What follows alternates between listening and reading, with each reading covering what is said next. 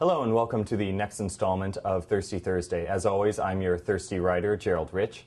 And this week we're going to be taking a little bit of time out to look at one of the great American writers and one of the great American drinkers, Ernest Papa Hemingway.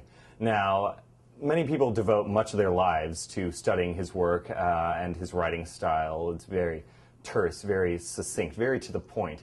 But we're going to take some entirely different look and look at some of the drinks that are well associated with him and that he wound up creating. Right now, for this Thirsty Thursday, I thought we'd take a time out and look at the Hemingway daiquiri, aka the Papa Dobla, and the Death in the Gulf Stream. Both of them refreshing, wonderful, and strong as hell.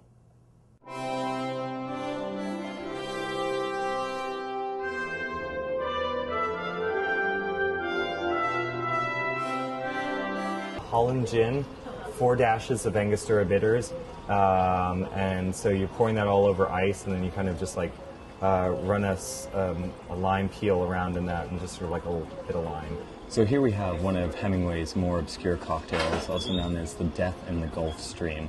This is a cocktail that he and his friend Charles Baker, another cocktail journalist and writer, made up while they were on his sailboat off to Key West. Sharp taste in the back of your throat, almost like you're drinking a ginger beer. Ginger beer being like the much more sharper form of ginger ale, and so it almost has a little burn to it, not completely and entirely different from an alcohol burn that you would have if you took a shot of something really strong. And this is just kind of like a nice little tickle in the back of the throat. That's something really different, something really unique, something that you don't get with usual drinks.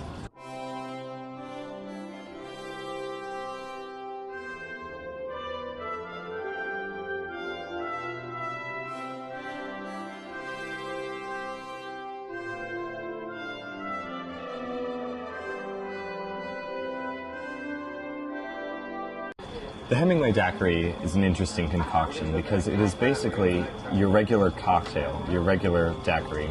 But Hemingway, of course, likes his liquors a little bit stronger.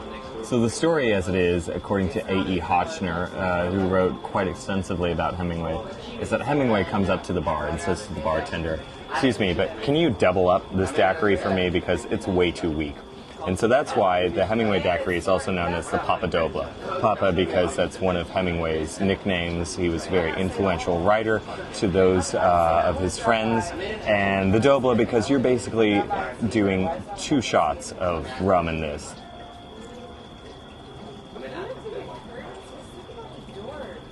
Oh, that's sweet. That's a lovely little flower of a cocktail.